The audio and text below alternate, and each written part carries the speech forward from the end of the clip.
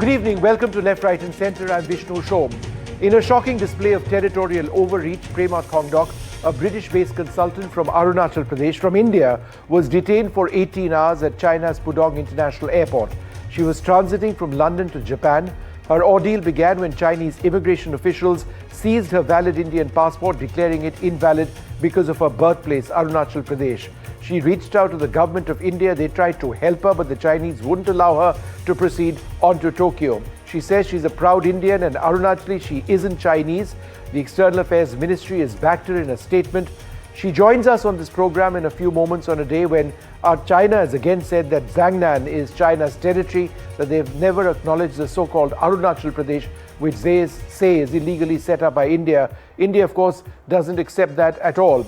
There have been so many provocations in Arunachal Pradesh over the last couple of years. Just keep changing the points. One was in December 2022 when soldiers of the Chinese army tried to push into the area. They were pushed back by Indian soldiers. That continued to move on to other scenarios. The situation was eventually de-escalated. In April 2023, China issued a list renaming 11 places in Arunachal Pradesh. New Delhi said this was rubbish. The Chinese called it Southern Tibet. And this has been a process which has gone on over and over the last couple of years. In March 2024, another list was released by China renaming 30 locations. In fact, depending on where you are, some of those maps actually show those Chinese locations. India says that, look, you can name whatever you want. The reality is that this is entirely ours. This year, China completed 36 hardened aircraft shelters at Lunje Air Base. That, of course, is in Chinese territory. That's not in dispute. But the point that we are actually mentioning over here is that China continues to militarize the entire Himalayan frontier on their sides, while, of course, continuing to threaten Arunachal Pradesh. But a little while earlier on today, I did speak to Prema, the Indian national, who was harassed repeatedly by Chinese authorities. Here's what she told me. Well, we're joined now by a very special guest, Pema Wang Thongdok herself. Prema, thank you so much. And it's just horrible what you have had to suffer in all of this, and we appreciate you, coming on record. Tell us a little bit about what happened at Shanghai Airport. When did it start? What exactly took place? So I left from London Gatwick Airport for my holiday in Japan, which had a transit in Shanghai for about only 3 hours. So obviously, because I had flown this route before and I was well aware that you can transit, is why I did take this journey, because the first time that I transited from Shanghai was in 2024, October 16th. And because it was my first time transiting through China, I ensured that I called up the Chinese embassy in London, and they ensured that, yes, there is no issue. If you're just transiting, you can transit for less than 24 hours or 12 hours without a transit visa, which is why I took on this journey. And once I reached Shanghai Airport, basically one of the immigration officers singled me out of the security gates queue and basically pointed at Arunachal on my passport to say invalid passport.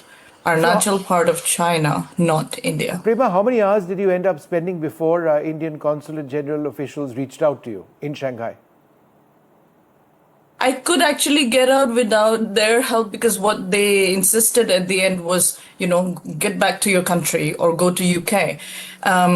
The reason I did speak and reach out to the Indian embassy is for them to be able to speak with the immigration, reason with them, and say, on what grounds are you saying that our country's passport is invalid, so that they can let me go on my onward journey to Japan, which actually didn't happen.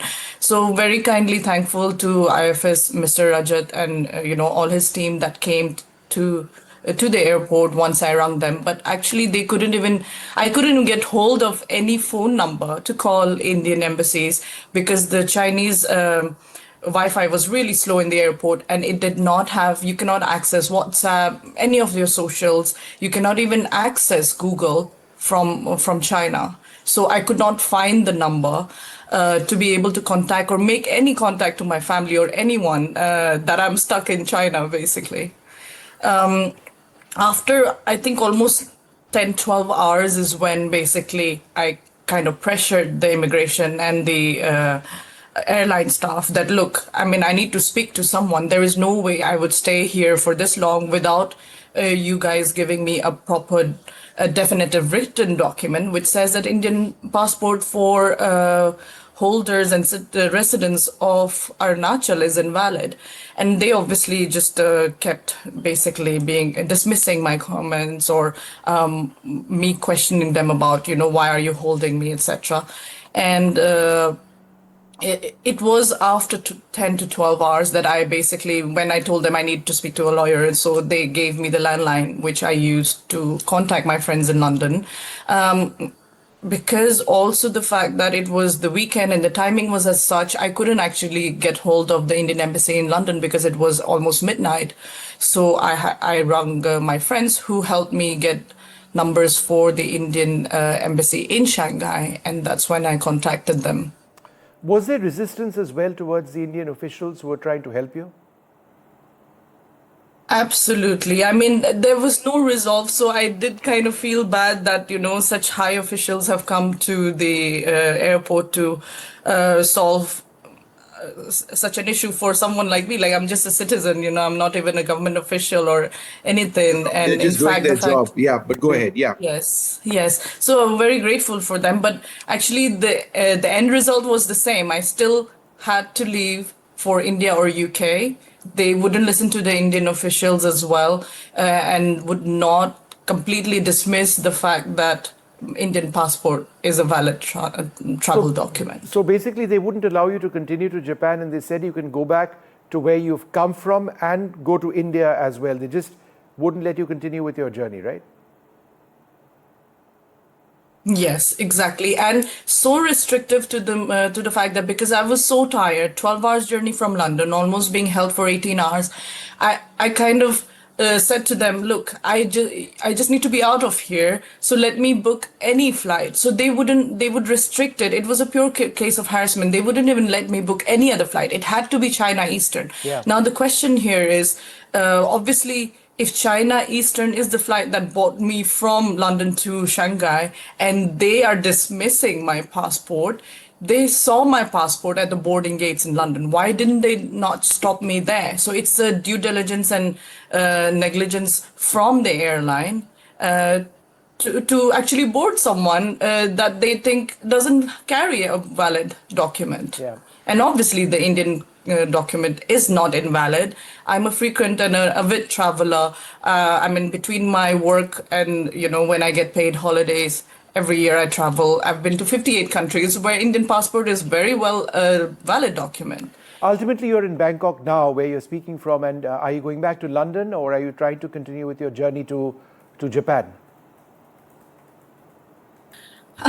I lost so much funds in terms of flights and hotels, so I'm just rethinking the whole process. But yes, the whole idea was my company. I work in financial services in the UK, and in fact, my work is regulation. So I advise big multi-billion-dollar clients on financial regulations. So I'm very well aware of regulations, and which is why I did my due diligence and I knew that this is a safe route to take because I've already taken this route and I've sought permission from the Chinese embassy before taking this journey. So my idea was to basically explore Japan because obviously that's one of the countries that I've not been to, and then use my remote working holiday so I can work remotely from anywhere in the world for a month. So I was planning to be here somewhere in Asia, perhaps, Sure. Indonesia or here, and have my family over and basically meet them before I head back to UK. So I'm still here. Prema, let me ask you this. It's a personal question. Do you not feel deeply offended by what happened? Besides all of this legalese and the process, does it not, doesn't it really strike a chord? Doesn't it really hit you as an Indian that is why you are being targeted? Exactly. That is the point because, see, I travel quite often. I love traveling. I love to explore new countries and, just that's my thing to do. Everyone has their own hobby and passion apart from their job. But the fact that I'm raising this is not because I've been inconvenienced. I mean, you have your travel good and bad stories, right? It was very deeply painful for me as an Indian national to be told that a part of your country, your land, where your birthplace is considered not part of your own country, but of China. And obviously, I do not want any future Indian citizens to face such an ordeal, and especially people from Arunachal, because I do remember a couple of years ago when Indian, like Arunachal athletes, wanted to go to some of the athletic event, and China somehow did something similar. So it seems to be quite a recurrent Unfortunately, it is. event for Chinese immigration, and the government to not be taking strict actions against their staff. And perhaps maybe it's a welcome change for India to understand that that maybe this is something that they need to discuss on a more strict and diplomatic level. You know, there's been a statement from New Delhi, I don't know if you've had a chance to look at it, where they've actually said that at a time when India and China are trying to regularize the relationship, something like this doesn't help the process at all. Are you satisfied with that response? Absolutely, totally agree. You know, something as sensitive as claiming a part of another country to be theirs, China calling Arunachal to be theirs, is quite unruly and out of order, quite outrageous, because I mean, we've always been Indian. We've been proud Indians from the northeast of India. And we don't have any land, property, voting, or public access, access to public funds in China. We are completely Indian. So to have my nationality questioned, to have Indian citizens harassed when it's something that I have no say at, because I'm just a citizen, right? And in fact, I'm a non-resident citizen of India, and this is such a huge diplomatic issue that they should deal with it directly with the authorities of India and not with a commoner. Well, are you going to take any legal action? Is there a legal recourse perhaps against the airline which allowed you to travel in the first place, or I dare say the government of China itself, or is that money of yours just gone? I think it's just gone. Good. I don't know how it would be. I'll explore the option, obviously. I think you should. Because but I think for there's me, a it's travesty more of justice here. the mental and the physical trauma of having to go through this whole thing when I'm clearly an Indian citizen with an Indian passport, which is clearly a valid document.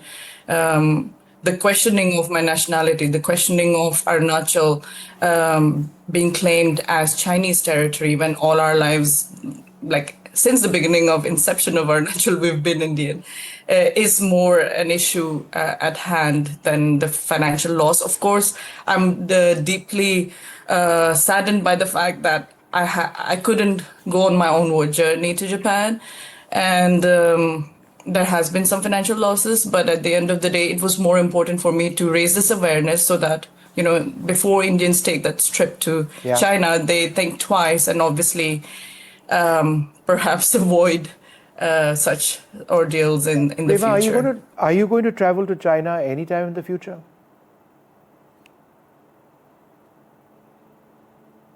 In no way. I mean, not even transiting, because the whole fact that I said to them, like, if you don't want me in the country, why are you keeping me here? Like, I'm only transiting. The fact that they are saying it's not the transit that's an issue, it's the fact that you don't hold a valid passport. In fact, mocking me to say, apply for a Chinese passport. They know that in 3 hours, when my next flight is, I cannot get hold of a Chinese passport. And why should I? I'm an Indian, I'm not Chinese. Yeah, so definitely not going to be in my itinerary ever in the future. They mocked you and said, get a Chinese passport.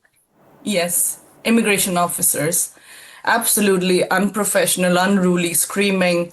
And in fact, I had to at one point say, "I'm going to take out my phone and start recording if you don't behave professionally." All right, well, Prema, thank you very much for speaking to us. And I think it takes a great deal of courage to have stood up to these bullies and have asserted your citizenship as a proud Indian national and a proud citizen of our country and you know, somebody who's very close to your state, Arunachal Pradesh. Thank you very much for speaking to us. Thanks very much indeed. If the horrific pollution over large parts of the Indo-Gangetic plains wasn't enough, it was the emergence of an ash cloud which resulted in ash coming in all across the North Arabian Sea from Ethiopia, where there was a volcanic eruption across the Indian subcontinent, which really was a cause of concern for flights and the possibility of even greater air pollution. We'll be joined by the Director General of the Indian Met Department in just a moment from now. But this satellite imagery actually shows you the areas where it passed through. All of these pink-orange sort of streaks that you see over here is actually smoke. It's smoke which adds on to the pollution which is already there, but at a lower altitude. This was actually fairly high at an altitude of 25 to 45,000 feet. And all across the Indian subcontinent and indeed India itself, across the national capital region and flowing all the way east and then onwards and upwards into China, where it eventually gets to, was this horrific wave of ash cloud. Now again, fortunately, the long-term impact of this may not be very great. We'll explain that to you in a moment. Let's go to the next image, because the big concern was on flight operations, and as a result of this, 19 international flights have been impacted, 7 international flights have been cancelled, 12 international flights were delayed. This is what it was on Flight Radar earlier on. These were the areas which were directly being impacted. This is Delhi over here. This is one of the heaviest and most congested airspaces anywhere in the world. And flights were operating. When I checked on this last night on Flight Radar, they were operating mostly under 35,000 feet to keep them safe off this ash cloud.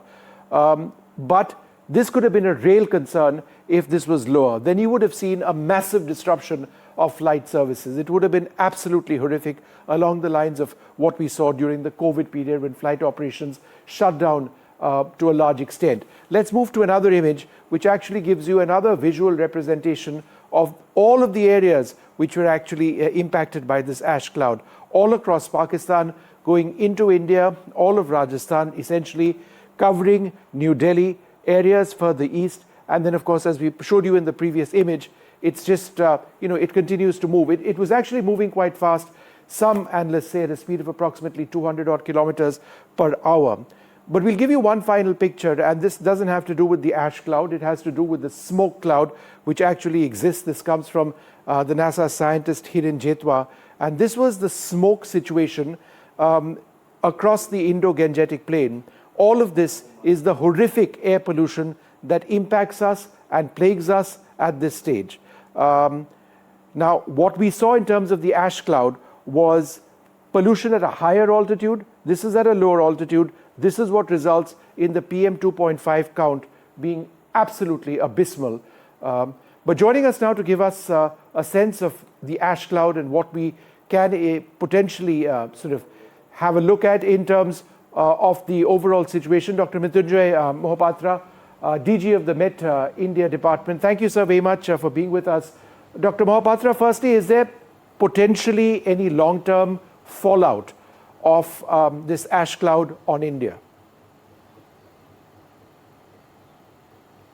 Yeah, as you told correctly, these ash clouds over the Indian region entered yesterday evening from Gujarat and Rajasthan, and by midnight it reached northeast India near about Delhi, and then it is moving towards east northeast direction towards China across eastern India and northeastern states. And the speed of movement of these ash clouds are about 150 kilometers per hour. So therefore, it is moving very fast, and hence the duration for which it is prevailing over Indian region is quite less. By evening today, say around 7:30 or 8, entire Indian region will be free, and this cloud mass will be moving towards the China. So therefore, whatever impact we have, that impact will be restricted only up to today directly, and that impact again is restricted towards the aircraft operation between say 8 kilometer to 5 kilometer or 25,000 feet to 45,000 feet height. So, Mohapatra, let me ask you this, sir. we already have this horrific pollution which exists presently. Were we just lucky that this ash cloud was actually at a higher altitude? Because a lot of the pollution over the Indo-Gangetic Plain is now at a lower altitude, partly because of thermal inversion, other factors as well. If these two had come together, would it have been a very dangerous situation? Was that a worry for you? Yes. Yes, you are correct. We are lucky that it is prevailing in a very high altitude, that is from 25,000 feet to 45,000 feet, and it is not subsided because of the fact that the wind speed is quite high, so it is driving all these ash clouds away from Indian region very fast. The second point is that there is no weather system at present. There is no rainfall occurring in northern parts of the country, including northern India or northeastern states or the eastern India. So that is a good news. Had there been some western disturbance or some kind of low pressure systems in these regions, then perhaps there could have been rain, and associated with these ash clouds there could have been some other adverse impacts, and there could have been mixing with the lower levels. So that is but Dr. not Mohapatra, happening. just so that I understand good, it, or you can say mentioned two important points. Sense. If there was rain which took place, then there could have been a mixing of that ash cloud which could have resulted in essentially chemical rain or something which is adverse. And secondly, even if there wasn't rain, if the pollution level which presently exists interspersed or mixed with the ash cloud coming in, then air pollution levels, which are horrific as you know, would have been much higher. Am I correct, sir?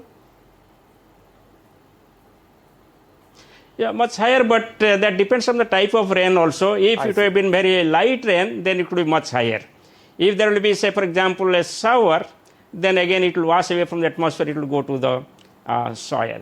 So therefore, usually in the winter months, we do not get very high density rainfall. We get light rainfall. Therefore, had there been any rainfall, it could have increased. And what about the intermingling of the plume from the volcano with the existing air pollution that we see? Could that have taken air pollution levels to a very high level, even higher? No, since these two are disjoint, there is no connectivity between the lower level air pollution or air quality, whatever we have, and this upper level, which is prevailing at a height of 8 to 15 kilometers. So therefore, we are not expecting that it will have impact on the lower level air quality. There is no process of subsidence. If there have been any high level subsidence of air from upper atmosphere to the lower atmosphere, then it would have led to the intermixing and hence the increase in atmosphere. That is not expected. So therefore, there will be no impact on air quality, and also there is no impact on weather. Well, we are lucky for that. Small mercies, sir. Thank you so much for joining us with that. I'm just going to play out for our viewers, and this is incredible satellite imagery which actually shows the smoke plume arising from that massive volcano which was dormant for 12,000 odd years. It's about 800 kilometers northeast of the Ethiopian capital of Addis Ababa. And then all across the northern Arabian Sea, we had this gigantic plume of smoke which entered the Indian subcontinent and fortunately is slowly being dispersed. Well, flight operations in India have been impacted after volcanic ash from an Ethiopian volcano drifted across to India. Now, for perspective, this volcano has erupted for the first time in over 10,000 years. You've got images of that over here.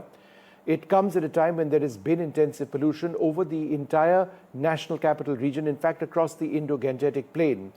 Now, there have been a certain number of flights which have been impacted. 7 international flights were impacted, were in fact cancelled. 12 international flights were delayed. Airlines were ordered to strictly avoid all ash-affected routes and altitudes and adjust flight plans accordingly to ensure that flight safety was paramount. They've also been advised to report any engine or cabin anomalies immediately. Some carriers, including Indigo, Akasa and KLM, cancelled or diverted their flights.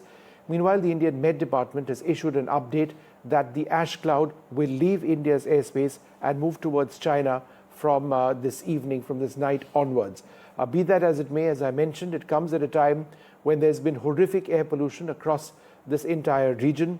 The fact of the matter is that this particular ash cloud was high, which has perhaps saved us from an even worse situation. Joining us now, Sunil Dahiya, founder and lead analyst at Enviro Catalyst. Sunil, thanks very much for being with us. As I understand it, Vimlendu Jha also with us. Sunil, let me come to you first. As I understand it, this was between an altitude of 25 and 45,000 feet, this particular ash plume, ash cloud. Had it been lower than that, would we have had a bigger impact, let us say, in the national capital region? No, definitely the height of this cloud that matters for Delhi NCR and not also for other regions. If the height of these polluted plumes is lower, then there are more chances of the pollutants being settled because like this will settle somewhere. But because it is moving at a greater height in Delhi NCR and in the IGP region, the deposition will be way too lower compared to it would have been if the cloud would have been lower, and that means that since it has hit Delhi NCR region since yesterday night, the pollution levels haven't gone sort of really high suddenly. And the only reason for that is that this cloud is at a higher altitude and the deposition is very, very small. Vimlendu, potentially, what harm can this ash cloud cause us? I mean, is it possible for the deposits over here to still cause some sort of damage? Does it add to the pollution levels?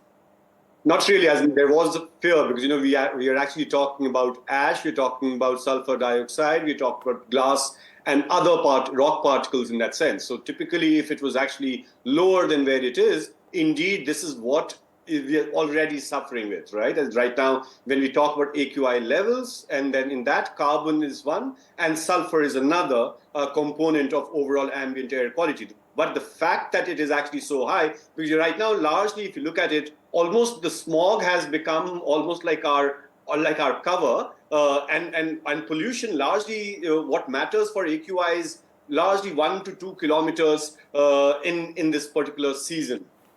So therefore, we don't really think that this is going to affect the overall AQI, at least not right now. Of course, this is going to somewhere settle in the Tarai area, in the Himalayan area, and around China. But largely in Delhi NCR, I don't think this volcanic eruption or this entire plumes is going to have any impact so far. All right. Sunil, this comes obviously at a time when there is horrific air pollution across large parts of North India. Do we now increasingly have a sense that the worst may be over, particularly when it comes to, let us say, stubble burning in parts of Punjab, with that having come down somewhat? Or are we seeing stubble fires in other states as well continue? For example, Uttar Pradesh. See, the stubble fires in Uttar Pradesh will not have any impact on Delhi NCR air quality because the predominant wind direction is from northwest to the east, and that is why farm fires in Uttar Pradesh doesn't impact the air pollution as much, at least right now. But one thing I would like to say, both the stubble burning incidents as well as this volcanic eruption which has come towards Delhi are a testament to the fact that pollution travels hundreds of kilometers. And that is why the solution to Delhi's air quality doesn't just lie within Delhi. We have to take actions in the larger area set. And even those big stacks at power plants, at the industries, which are 270-meter height, 250-meter height, when the pollutants are emitted at that height, they also travels to hundreds of kilometers. And that means that while the episodic events of firecracker burning and the stubble burning are over, the pollutants are still being released in Delhi from transportation, industries, waste, construction, as well as in the larger area set from all those sectors. And that hasn't come down, which means that the pollution is still there. Now, with the air getting colder, with the wind speed being low, we are still going to see severely polluted days over the coming weeks. But once the winter starts fading away, the temperatures increases, the wind speed increases, we might see slight relief, but otherwise the toxic cocktail and the emissions which forms those toxic cocktails are still there. They have not been curtailed. It's been about 15 years that we've been discussing it every year, and no action seems to have been taken. The petrol consumption is increasing, private vehicles are increasing, coal-based power generation is increasing. Industries are still not being monitored in terms of what they are emitting, and all that is leading to this failure of not being able to provide clean air. Sunil, just one more question. This is a once every sort of millennium, or Vimlendu, why don't you take that, sort of scenario which developed in Ethiopia. No one expected something like this to take place at all. In 12,000 years of scientific research. This is the first time this particular volcano went off. How remote or how rare is that? So, of course, as in whatever that little that we've learned about this, of course, I'm not a geoscientist in that sense. But we know that this is a rare event, and there are many such rare events. But by the way, the fact that we are actually talking about this volcanic eruption, and in the same breath with air pollution, it also, what Sunil rightly said, that, there are more and more such events, of course, cannot be directly linked to climate event in that sense. But, when we are living in an era which is already a gas chamber, at least most part, almost 90% of India actually has poor to very poor to severe to dangerous air quality levels, and not just during the winter months. Throughout the year, Delhi's air quality is bad. And then when you have the ability of pollution or pollutants to travel for thousands of kilometers, and more climate events happening in our own geography as well as in distant geographies, in that sense, it is a warning sign. Volcanic eruptions, many times also earthquake and other phenomena directly cannot be linked to climate vulnerability or climate change, so to say. But yes, we are living in such eruptions of all kinds and events of weather and climate and pollution times, and therefore it just makes the situation more vulnerable. Imagine if these plumes were not really to 20,000 feet or otherwise at that altitude, as in it was slightly lower. Imagine the kind of havoc that it could actually create to an already gas chamber like Delhi NCR in that sense. And also, just to add to the previous question, Vishnu, that you had asked, Sunil, with regard to smog, with regard to stubble burning, I always hold that opinion that there's disproportionate attention given to stubble burning. No doubt the episodic sources of firecrackers and stubble burning needs to stop. Indeed, there are days that almost 20 to 25% of the contribution